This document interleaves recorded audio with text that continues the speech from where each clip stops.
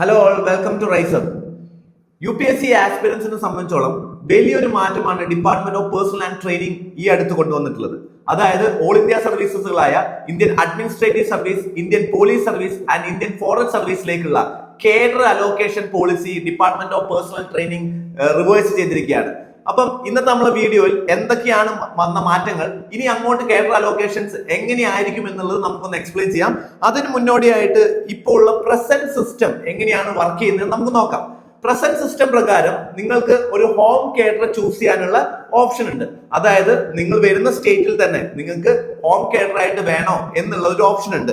So four example, നിങ്ങൾ കേരളത്തിൽ നിന്ന് വരുന്ന ആളുകളാണെന്നുണ്ടെങ്കിൽ നിങ്ങൾക്ക് കേരള ഹോം കേഡർ ആയിട്ട് ചൂസ് ചെയ്യുന്നുണ്ടെങ്കിൽ അവിടെ എസ് കൊടുക്കാം. അതിനുശേഷം കേഡർ അലോക്കേഷന്റെ ഭാഗമായിട്ട് ആകെയുള്ള 25 കേഡറുകളെ 5 സോണുകളായിട്ടാണ് നിലവിൽ തിരിച്ചിട്ടുള്ളത്. Zone 1, zone 2, zone 3, zone 4, zone 5. മോസ്റ്റ്ലി ഈ സോൺ ബേസ്ഡ് ആയിട്ട് ചെയ്തിട്ടുള്ള റീജിയണൽ ബേസ്ഡ് ആയിട്ടാണ്. അതായത് southern zone, northern zone, western zone, അങ്ങനെയാണ്. North eastern zone, for example southern zone നോക്കുകയാണെന്നുണ്ടെങ്കിൽ നിങ്ങൾക്ക് അറിയാം ആന്ധ്രാപ്രദേശ്, കർണാടക, കേരള, തമിഴ്നാട്, തെലങ്കാന. അല്ലെങ്കിൽ എന്ത് ചെയ്യാൻ ഇതുപോലെയുള്ള റീജിയണൽ ബേസ്ഡ് ആയിട്ടുള്ള സോണുകളായിരിക്കും ക്രിയേറ്റ് ചെയ്തിട്ടുണ്ടാവുക. സപ്പോസ് നിങ്ങൾ ഹോം കേഡർ കേരള കൊടുക്കുകയാണെന്നുണ്ടെങ്കിൽ നിങ്ങളുടെ സോൺ 5-ലായിരിക്കും നിങ്ങളുടെ ആദ്യത്തെ ഓപ്ഷൻ വരിക. So zone 5 you can choose as A first zone. അതിൽ തന്നെ നിങ്ങൾക്ക് കേരള നിങ്ങൾ ഫസ്റ്റ് ഓപ്ഷൻ കൊടുത്തിട്ടുണ്ട് എന്നുണ്ടെങ്കിൽ കേരള 1, കേരള, തമിഴ്നാട് 2, അതുപോലെ തന്നെ എന്ത് ചെയ്യാം കർണാടക 3, ഈ രീതിയിൽ നിങ്ങൾക്ക് ഓപ്ഷൻ കൊടുക്കാം. സപ്പോസ് നിങ്ങൾ ഒരു റാങ്ക് വലിയൊരു റാങ്ക് ആണ് എന്നുണ്ടെങ്കിൽ, ഫോർ എക്സാമ്പിൾ നിങ്ങൾ ടോപ്പ് 10-ൽ ഉണ്ടെന്ന് വിചാരിക്കുക, കേരളത്തിൽ നിന്നുള്ള ഒരു ഫസ്റ്റ് റാങ്ക് ഹോൾഡർ കാൻഡിഡേറ്റ് നിങ്ങളാണ് അണ്ടർ ജനറൽ കാറ്റഗറി എന്നുണ്ടെങ്കിൽ, suppose there is a general category insider വേക്കൻസിയും ഉണ്ട് എന്നുണ്ടെങ്കിൽ തീർച്ചയായിട്ടും നിങ്ങൾക്ക് ആദ്യം തന്നെ നിങ്ങളുടെ ഹോം കേഡറായുള്ള കേരളത്തിലേക്കായിരിക്കും നിങ്ങളുടെ ജോബ് കിട്ടുക. സോ നിങ്ങൾ എന്ത് ചെയ്യുന്നു, കമ്പാരിറ്റീവ്ലി കേരളത്തിൽ നിന്നുള്ളതിൽ ടോപ്പ് റാങ്ക് ആണ്, അതേപോലെ തന്നെ അവിടെ ഒരു വേക്കൻസിയും ഉണ്ട്, ജനറൽ വേക്കൻസി ഉണ്ട് എന്നുണ്ടെങ്കിൽ തീർച്ചയായിട്ടും നിങ്ങൾക്ക് കേരള കേഡർ തന്നെ നിങ്ങൾക്ക് കിട്ടും. ഇനി വേറൊരു സിറ്റുവേഷൻ പറയാം. നിങ്ങൾ ഹോം കേഡർ കേരള കൊടുത്തു, പക്ഷേ ഇൻസൈഡർ വേക്കൻസി കേരളത്തിലില്ല, അല്ലെങ്കിൽ നിങ്ങളുടെ റാങ്ക് കുറച്ച് താഴെ ആയതുകൊണ്ട് ഓൾറെഡി ഇൻസൈഡർ വേക്കൻസി ഫില്ല് ചെയ്ത് പോയിട്ടുണ്ട് എന്നുണ്ടെങ്കിൽ നിങ്ങളുടെ സോണിലേക്ക് വരുമ്പോൾ കേരള കേഡർ ഫിൽഡ് ആയിരിക്കും. അങ്ങനെയാണെന്നുണ്ടെങ്കിൽ ഇത് ഓട്ടോമാറ്റിക് ആയിട്ട് നിങ്ങൾ സെക്കൻഡ് ഓപ്ഷൻ കൊടുത്ത സോണിലേക്ക് പോകും. സോ ഈ ഒരു കേസിൽ സെക്കൻഡ് ഓപ്ഷൻ കൊടുത്തിരിക്കുന്നത് സോൺ 3 ആണ്.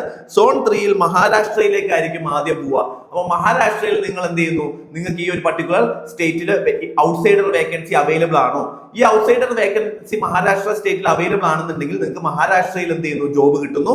ഇനി അതല്ല എന്നുണ്ടെങ്കിൽ, അവിടെയും ഇല്ല എന്നുണ്ടെങ്കിൽ it will go to your third option which is zone 1 here.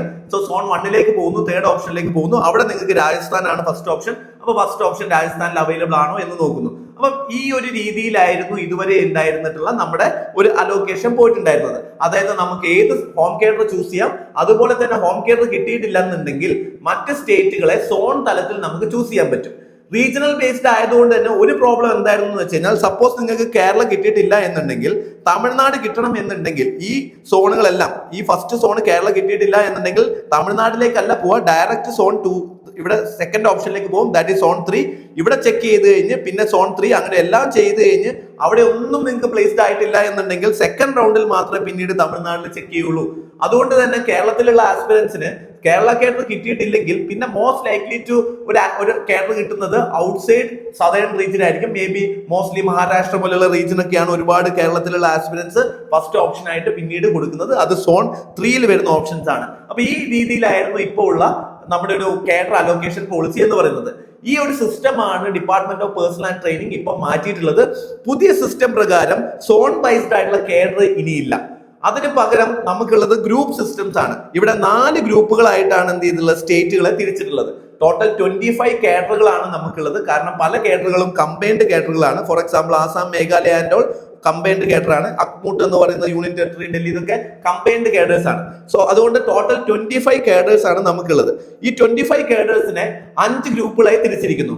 നേരത്തെ സോൺ വൈസായി തിരിച്ചപ്പം അവിടെ നമ്മളൊരു റീജിയണൽ ബേസ്ഡ് ആയിട്ടായിരുന്നെങ്കിൽ ഇവിടെ ആൽഫബറ്റ് ഓർഡറിലാണ് തിരിച്ചിട്ടുള്ളത്. ഫോർ എക്സാമ്പിൾ ഗ്രൂപ്പ് 1 നിങ്ങൾ നോക്കുകയാണെന്നുണ്ടെങ്കിൽ അക്മൂട്ട്, ആന്ധ്രാപ്രദേശ്, ആസാം, ബീഹാർ, ചണ്ഡീഗഡ്. സോ ബേസിക്കലി ഇവിടെ നിങ്ങൾക്ക് നോക്കുകയാണെന്നുണ്ടെങ്കിൽ നോക്കിക്കേ, ഗുജറാത്ത്, ഹരിയാന, ഹിമാചൽ പ്രദേശ്, കേരളം വരുന്നത് ഗ്രൂപ്പ് 2-ലാണ്.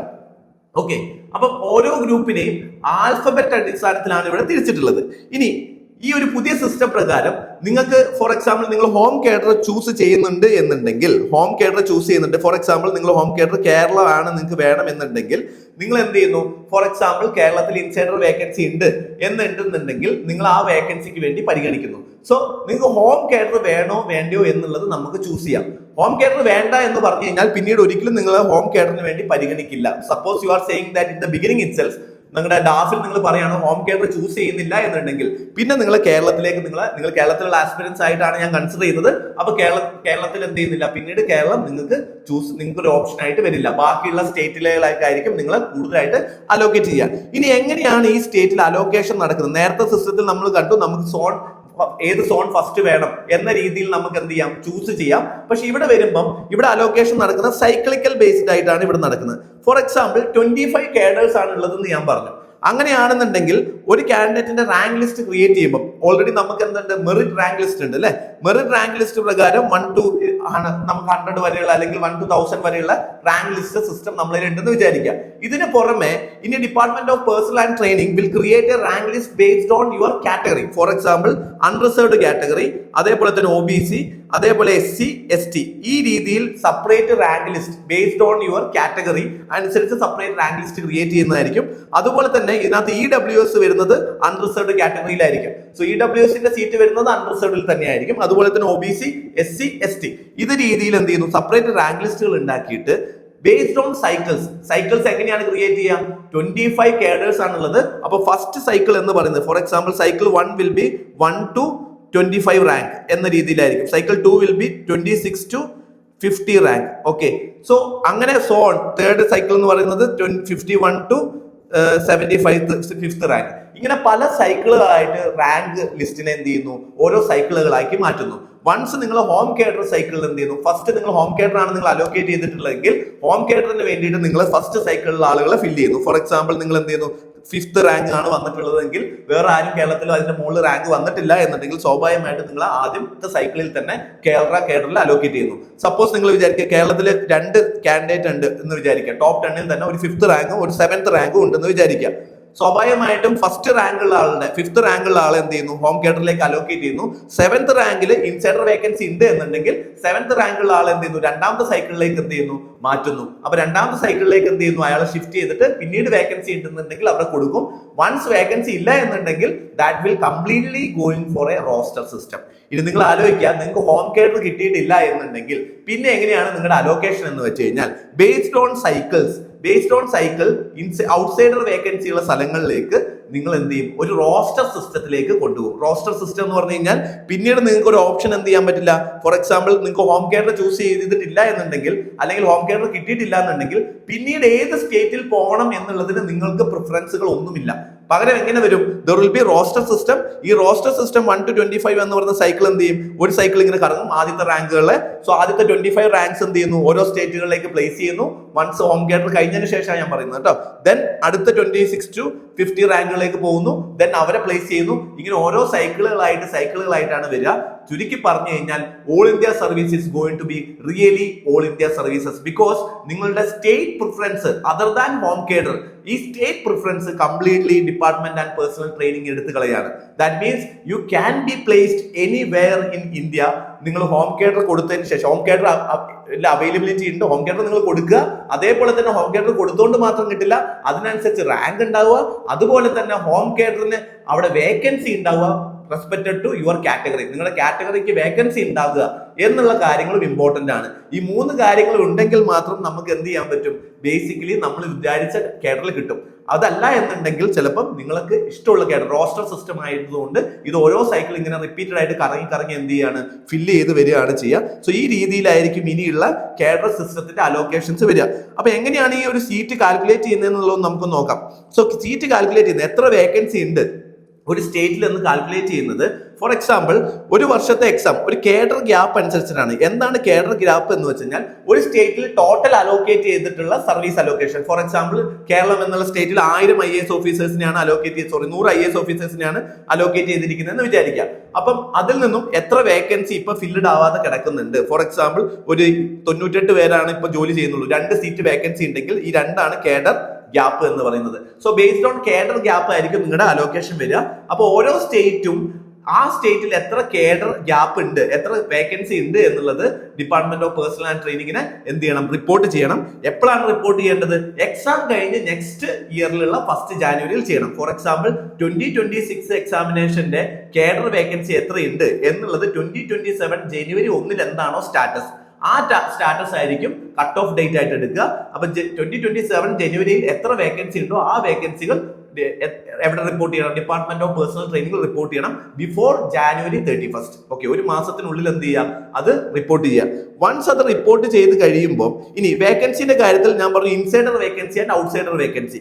ഫോർ എക്സാമ്പിൾ എന്താണ് ഇൻസൈഡർ വേക്കൻസി എന്ന് വെച്ച് കഴിഞ്ഞാൽ ടോട്ടൽ അലോക്കേറ്റഡ് സീറ്റിന്റെ 1/3 വേക്കൻസി എന്ന് പറയുന്നത് ഇൻസൈഡർ വേക്കൻസി ആയിരിക്കും, 2/3 എന്ന് പറയുന്നത് എന്തായിരിക്കും, ഔട്ട്സൈഡർ വേക്കൻസി ആയിരിക്കും. സോ ഈ ഒരു ബാലൻസ് എപ്പോഴും സ്റ്റേറ്റില് സർവീസ് അലോക്കേഷനിൽ മെയിൻറ്റെയിൻ ചെയ്യണം. 1/3 ഓൺ കേഡർ, കേരളത്തിലുള്ള ആളുകൾക്ക് തന്നെ എന്ത് ചെയ്യാം, IAS വരാം. 2/3 ഔട്ട്സൈഡ് കേരളത്തിലുള്ള ആളുകളായിരിക്കും IAS വരിക. അത് IPS ആണെങ്കിലും ഇന്ത്യൻ ഫോറസ്റ്റ് സർവീസിലാണെങ്കിലും സെയിം ആണ്. അപ്പൊ ടോട്ടൽ എത്ര സർവീസ് സീറ്റുകൾ അലോക്കേറ്റ് ചെയ്തോ അതിന്റെ 1/3 ഇൻസൈഡർ വേക്കൻസി ആണ്. ഇനി ഇതിനകത്ത് റിസർവേഷന്റെ കാര്യത്തിൽ പോകുന്ന സമയത്തേക്ക് സ്റ്റേറ്റ് ഗവൺമെന്റ് ഞാൻ പറഞ്ഞു 31 എന്ത് ചെയ്യണം, വേക്കൻസി റിപ്പോർട്ട് ചെയ്യണം.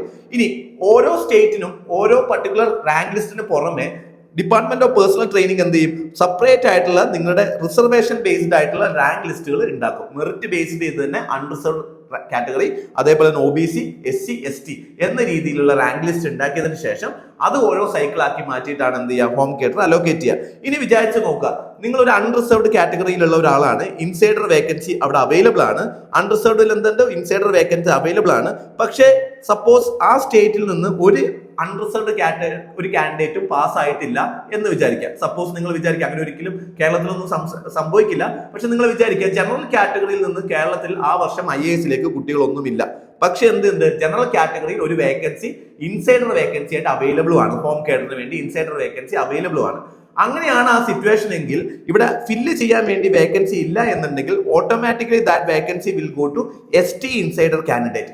അതേ സ്റ്റേറ്റിൽ തന്നെയുള്ള ST വിഭാഗത്തിൽ നിന്ന് പാസ്സായിട്ടുള്ള കാൻഡിഡേറ്റിന് എന്ത് ചെയ്യും, ആ വേക്കൻസി പോവും. But there is one condition, provided that ഈ ST കാൻഡിഡേറ്റിന് വേണ്ടിയിട്ട് ആ സീറ്റ് അൺറിസർവ്ഡ് കാറ്റഗറിയിൽ കൊടുക്കുന്ന ആ സീറ്റ് കൊടുക്കുന്നതിന്റെ ഭാഗമായിട്ട് അവിടെ ഒരു ST ഔട്ട്സൈഡർ സീറ്റ് അവൈലബിൾ ആയിരിക്കണം.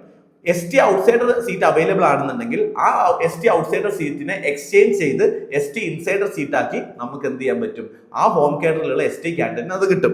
സോ കണ്ടീഷൻ എന്താണ്, there must be an ST outsider vacancy available in that particular category. For example കേരളത്തിലുള്ള ഒരു കുട്ടീനെ സംബന്ധിച്ചുള്ള ഒരു അൺറിസർവ്ഡ് കാറ്റഗറി സീറ്റ് ഉണ്ടായിരുന്നു, അവിടെ ഫില്ല് ചെയ്യാൻ ആരുമില്ല. അവിടെ അൺറിസർവ്ഡ് കാറ്റഗറിയിൽ നിന്ന് ആരും ഫില്ല് ചെയ്യാനില്ലെങ്കിൽ that seat will go to ST insider സീറ്റിൽ തന്നെ എന്ത് ചെയ്യുന്നു, ആ സീറ്റ് പോകുന്നു. ആ സ്റ്റേറ്റിലുള്ള STയിലുള്ള ഒരു കുട്ടിക്ക് ആ സീറ്റ് പോകും, പ്രൊവൈഡഡ് ദാറ്റ് അവിടെ ST ഔട്ട്സൈഡറിനും വേക്കൻസി ഉണ്ടാവണം, ST ഔട്ട്സൈഡറിനും വേക്കൻസി ഉണ്ടാവണം. സോ ഈ രണ്ട് കണ്ടീഷൻ അവിടെ സാറ്റിസ്ഫൈ ചെയ്യണം. ഇനി ഈ കണ്ടീഷൻ സാറ്റിസ്ഫൈ ചെയ്തിട്ടില്ല എന്ന് വിചാരിക്കാം, ദാറ്റ് മീൻസ് ഒന്നുകിൽ അവിടെ ST ഇൻസൈഡറും ആരും ഉണ്ടായിരുന്നില്ല, അല്ലെങ്കിൽ അവിടെ ST ഔട്ട്സൈഡർ ഉണ്ടായിട്ടില്ല എന്നുണ്ടെങ്കിൽ that particular seat automatically go to an SC insider. SC insider, scheduled caste insider ആ സീറ്റ് പോകും. ഷെഡ്യൂൾഡ് കാസ്റ്റ് ഇൻസൈഡറിൽ കേരളത്തിൽ നിന്നുള്ള ഒരു കുട്ടി ഉണ്ട് എന്നുണ്ടെങ്കിൽ അതേപോലെ തന്നെ കണ്ടീഷൻ അവിടെ ആപ്ലിക്കബിൾ ആണ്. ഒരു SC ഔട്ട്സൈഡർ എന്ത് ചെയ്യണം, ആ ഒരു വേക്കൻസി ആ പർട്ടിക്കുലർ കേഡറിൽ ഉണ്ട് എന്നുണ്ടെങ്കിൽ അതിന് പകരമായി ഈ SC ഇൻസൈഡറിന് ആ സീറ്റ് എടുക്കാം. എന്തിനാണ് ഇത് ചെയ്യുന്നതെന്ന് വെച്ച് കഴിഞ്ഞാൽ ഒന്ന് ഇൻസൈഡർ ഔട്ട്സൈഡർ ബാലൻസ് എപ്പോഴും കൃത്യമായ റേഷ്യോയിൽ തന്നെ മെയിൻറ്റെയിൻ ചെയ്യണം, അതേപോലെ തന്നെ റിസർവേഷന്റെ റേഷ്യോയും മെയിൻറ്റെയിൻ ചെയ്യാൻ വേണ്ടിയിട്ടാണ്. അപ്പൊ സ്വാഭാവികമായിട്ടും എന്ത് ചെയ്യണം, SC ഔട്ട്സൈഡർ സീറ്റും അവൈലബിൾ ആണ് എന്നുണ്ടെങ്കിൽ അത് SC ഇൻസൈഡറിന് എന്ത് ചെയ്യാൻ പറ്റും, ആ സീറ്റ് എടുക്കാം. അവിടെ SC ഇല്ല അല്ലെങ്കിൽ SC ഔട്ട്സൈഡറും ഇല്ല, ഔട്ട്സൈഡർ വേക്കൻസി ഇല്ല എന്നുണ്ടെങ്കിൽ that seat will go to OBC candidate.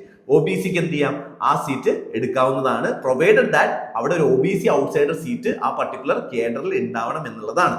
അങ്ങനെയാണ് എന്നുണ്ടെങ്കിൽ അവിടെ ഒരു OBC ഇൻസൈഡർ ഉണ്ട് എന്നുണ്ടെങ്കിൽ ആ സീറ്റ് OBC ഇൻസൈഡറിന് പോകും. സോ ഈ രീതിയിലാണ് എന്ത് ചെയ്യുക, അലോക്കേഷൻസ് നടക്കുക. ഇതിങ്ങനെ സർക്കിൾ ആയിട്ട് പോയിക്കൊണ്ടേയിരിക്കും ഇൻസൈഡർ വേക്കൻസി ഫില്ല് ചെയ്യാൻ വേണ്ടിയിട്ട്. ഇവിടെ ഞാൻ അൺറിസർവ്ഡ് കാറ്റഗറിന്റെ കാര്യമാണ് പറഞ്ഞത്.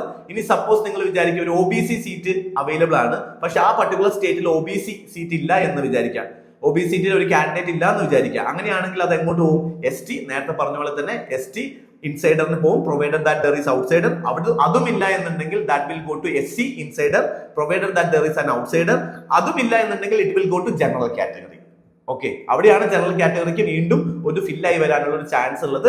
അപ്പൊ പക്ഷെ ഇത്രയും റൗണ്ട് കഴിയണം. അപ്പം അവിടെ എന്ത് ചെയ്യും, ജനറൽ കാറ്റഗറി ഇൻസൈഡറിന് പോകും, provided that there is A general category outsider seat exchange ചെയ്യാൻ വേണ്ടി അവിടെ ഉണ്ട് എന്നുണ്ടെങ്കിൽ we can do that particular condition. So ഈ രീതിയിലായിരിക്കും സീറ്റ് അലോക്കേഷൻസ് ഇനി തൊട്ട് നടക്കുക. അപ്പൊ ഈ കേഡർ അലോക്കേഷന്റെ സിസ്റ്റം ഇപ്പൊ കംപ്ലീറ്റ് ആയിട്ട് ചേഞ്ച് ചെയ്തിരിക്കുകയാണ്.